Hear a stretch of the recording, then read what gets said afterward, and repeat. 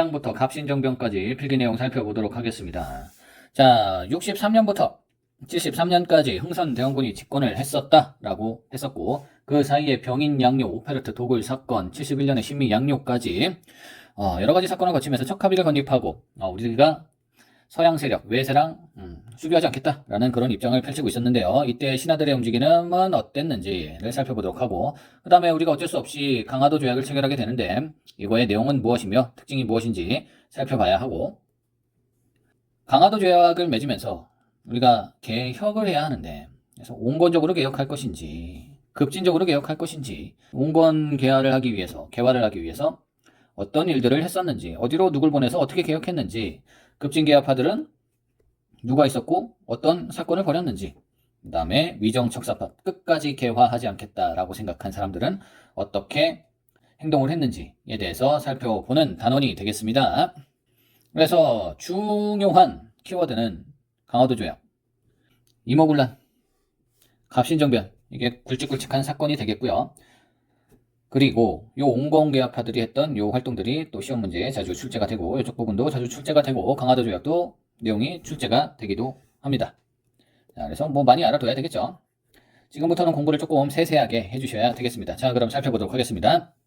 자, 지난번에 했던 것과 마찬가지로 서양 세력이 동쪽으로 자꾸 밀려오고 있는 상황에서 아편 전쟁과 그 다음에 영국과 프랑스가 북경을 점령을 했고, 러시아가 연해주를 획득하면서 우리나라와 국경을 맞닿게 됩니다. 이거는 우리나라로서는 굉장히 위기 상황이라고 생각을 할 수 있죠. 그 다음에 천주교를 자꾸 믿는 사람들이 많고, 정약용도 천주교를 믿었기 때문에 그 집안이 좀 많이 탄압이 됐죠. 그 다음에 이양선, 이상하게 생긴 배들, 그러니까 서양의 배들이 출몰을 하게 됩니다. 그러나 나중에 60년대 통상수교 반대의 움직임을 펼치는데, 우리나라는 수교할 수 없다, 외국과 친하게 지낼 수 없다, 이양로가 척화 주전론을 펼치기도 하고요. 70년대는 개양 반대, 비슷한 맥락입니다. 그래서 최익현은 지난번 시간에도 한번 들어봤는데 하야하게 했던 상소를 올린 사람이죠. 고종이 다 컸는데 대원군 언제까지 정권을 잡을 겁니까? 하야하십시오 라는 상소를 올렸던 사람이기도 하죠. 나중에는 의병운동을 일으키기도 하고요. 의병을 일으키다가 체포돼서 대마도에서 아사하셨다라는 이야기가 있습니다. 자, 위정척사를 운동을 펼치고 오불가소라는 책을 상소를 올립니다. 소니까 상소, 5가지 불가한 이유에 대해서 상소를 올리는 책이죠. 자, 이렇게 분위기는 안 좋았습니다. 서양 세력과 외국과 수교하지 않겠다, 개항하지 않겠다, 저리 가라, 우리끼리 잘 살겠다, 지금까지도 잘 살았다 라는 의견을 펼치고 있었던 상황에서 일본이 강제적으로 강화도 조약을 체결을 하게 되죠. 한프로 팡팡 쏴대면서 할래 안 할래 막 이래버리니 어쩔 수 없었죠. 이렇게 체결된 조약이기 때문에 불평등하게 조약이 체결될 수밖에 없었고, 최초의 근대 조약이 되겠습니다. 자, 내용을 살펴보면, 조선은 자주국이다. 좋은 내용 같지만 그렇지 않죠. 청나라의 속박이라고 생각을 했기 때문에 나중에 우리가 너희들 차지해야 되니까 니네들은 일단 자유국이야, 니네들을 차지하는데 우리가 청나라하고 다툴 필요가 없게끔 만들어 놓는 조약이 되겠고요. 그 다음에 삼포를 개항시킵니다. 부산, 원산, 인천. 그래서 부산, 원산, 인천, 원산 이렇게 개항을 시키죠. 그 다음에 해안을 측량하겠다. 이건 말도 안 되죠. 나중에 쳐들어올 때 암초에 부딪히면 안 되니까 해양을 측량하겠다. 그 다음에 치해법권, 우리 일본 사람들이 범죄를 저질렀어도 우리 해당 지역 관할이 오면 괜찮아, 우리가 처벌할 거야, 니네들은 재판할 필요 없어. 나는 불평등한 그런 조약 내용들이 되겠습니다. 그 다음에 간행이정 심리, 거래할 수 있는 곳을 심리, 개항장에서 일본 화폐, 심리라는 거는 1, 2, 한 4km 정도 되니까, 400m 되니까 심리는 4km 정도 되는 거죠. 자, 그 다음에 무역 규칙으로는 관세가 없어요.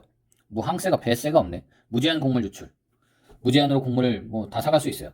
그래서 일본이 무슨 곡물을 수탈했다 그러면 친일파들은, 아니 돈을 주고 사갔는데 무슨 수탈입니까? 라고 얘기하는 좀 이상한 친일파들이 있는데, 10,000원짜리를 1,000원에 사갔다고 해서 돈을 제대로 지불하고 사간 건 아니죠.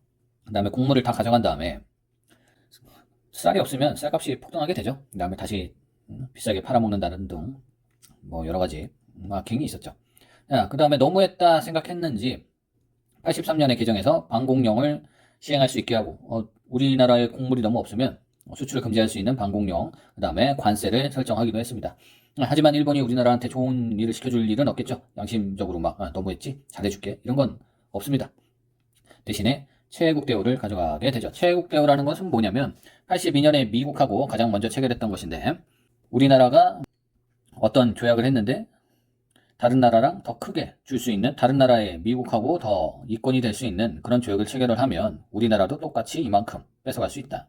다른 나라가 이만큼 뺏어가면 우리도 지금 계약한 건 조약을 맺은 건 이만큼이지만 다른 나라가 이만큼 맺으면 우리나라도 이만큼 맺을 수 있다. 뭐 이런 조약이 되겠습니다. 자, 이런 상황에서 자, 우리도 개화합시다. 근데 개화는 해야 되겠죠. 무기가 우리가 우리끼리만 잘 살려고 해도 그게 안 되잖아요. 침입을 하게 되고 억지로 조약을 체결하게 되고 우리의 쌀과 안전을 위협받게 되니까요. 자, 개화를 하자. 온건 개화파.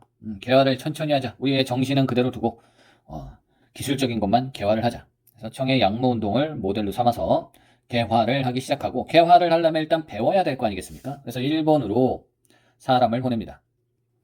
조사실찰단 신사유람단이라고도 하는데 박정혁을 81년에 일본으로 이거는 고종이 몰래 보내게 되고요. 공식적으로 수신사를 3차례에 거쳐서 보내게 되죠. 76년, 80년, 82년인데 여기에서 중요하게 볼 거는 2차 80년도에 갔다 온 2차 수신사 김홍집이 황준시엔이라는 이 황준호는 중국 사람이에요. 황준시엔이라는 사람의 조선 책략을 갖고 왔는데 이 책의 내용이 뭐냐면 중국과 친하게 지내고 일본과 결합하고 그러니까 조약 맺고 미국하고도 친하게 지내라 연합해라 뭐 이런 뜻입니다. 그래서 중국하고는 원래 친하고 일본하고는 강화도 조약을 맺어갖고 원래 조약을 맺었는데 이제 미국하고 연합하라니까 이만손이 이건 절대 안 됩니다 하면서 영남만인소라는 영남에 사는 10,000명의 유생들의 상소를 올리게 되죠. 자, 이런 스토리도 있었다. 그래서 수신사는 일본에 배우기 위해서 갔다 온 사신단이 되겠고 2차 수신사 김홍집이 조선 책략을 갖고 왔는데 이만소는 화가 났다. 자, 그 다음에 개혁기구로 통리기모함문을 만들게 되죠. 통리기모함문을 만들게 되고 80년대입니다. 80년에 통리기모함문을 만들게 되고 별기군과 군대를 개편합니다.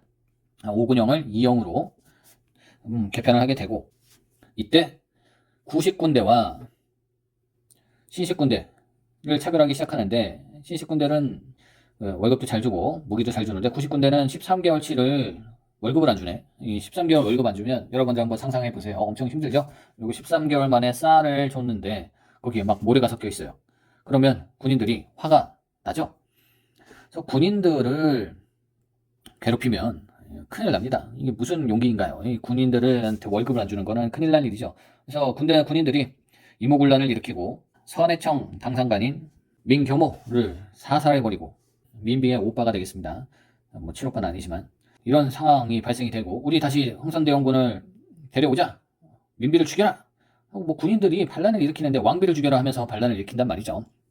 대원군을 데리고 오고 민비도 이때 죽을 뻔했는데 이때 장호원으로 지금의 이천 장호원으로 막 다다다다다 달려가서 도망가서 막 죽은 척하고 살고 그러죠. 그래서 큰 사건이었습니다. 그랬으나 민비가 청나라에게 도움을 청하고 청나라가 뭐야 땡큐 하면서 우다다닥 내려와서 금방 진압해버리죠. 뭐 이모군란 99인인데 청나라 신식 무기에 뭐 당해낼 재간이 없죠.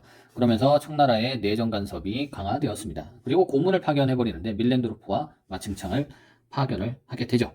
그 다음에 임재청, 이모군란 제물포 조약, 조청 상민 수륙 무역 장전, 이모군란을 계기로 제물포 조약, 조청 상민 수륙 무역 장정이 체결되게 됩니다. 임재청. 그 다음에 조일 수교 조약이 체결되면서 간행이정이 심리에서 여기 심리였죠.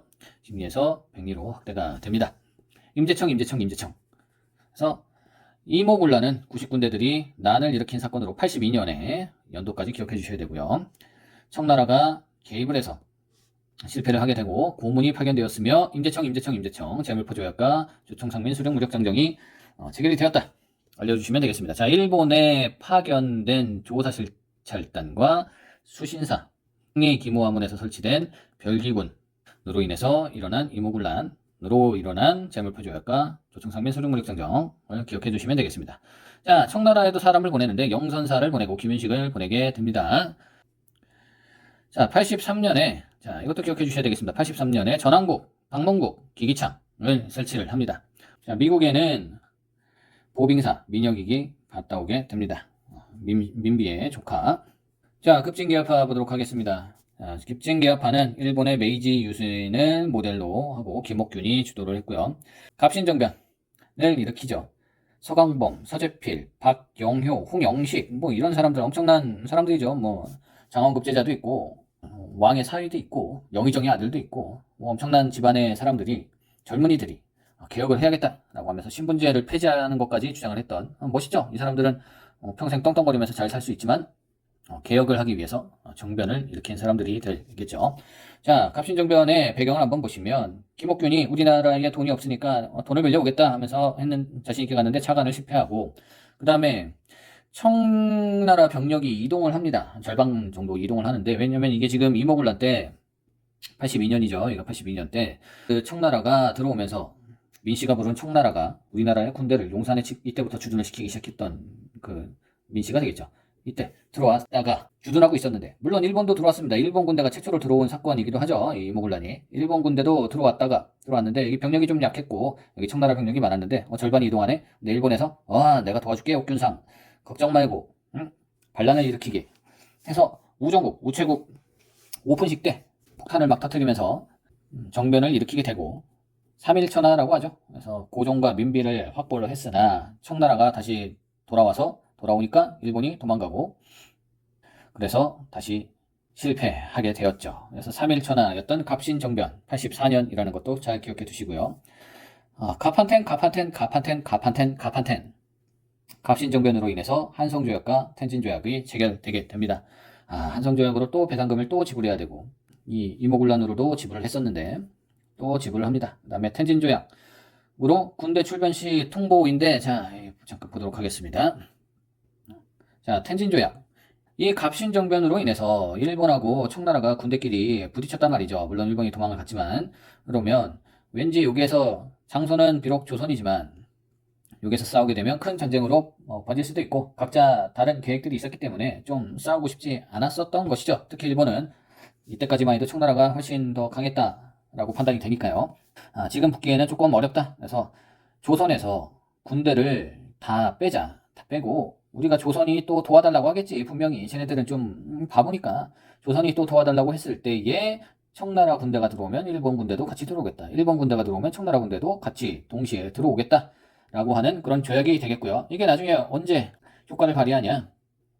1894년, 10년 뒤에 갑오 농민운동, 동학농민운동 때 이거를 진압을 못하니까 또 청나라한테 도와주세요. 청나라가 들어오니까 일본도 들어오고 둘이 싸우죠. 그러면서 또 이제 청일전쟁이 발생하게 되고 이때 일본이 승기를 잡고 그 다음에 러일전쟁까지 일본이 이기면서 조선을 완전히 일본이 차지하게 되는 그런 상황까지 가는 것이죠.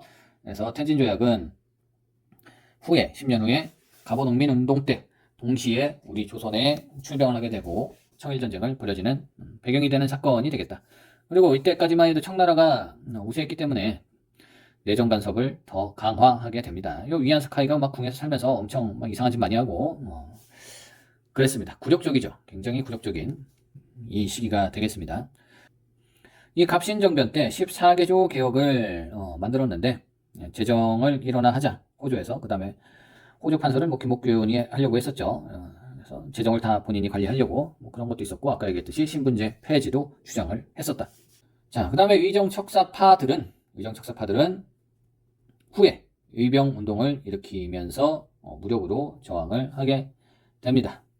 의병은 을미사변을 반발을 해서 을미사변에 분노한 그런 시민들이 의병을 일으키게 된 사건이 되겠고요. 95년 을사의병은 을사조약 때문이죠. 을사조약. 정미의병은 정미조약 때문입니다. 이렇게 의병을 일으키게 되고 이 의병에 대한 것들은 나중에 또 살펴보도록 하겠습니다. 자,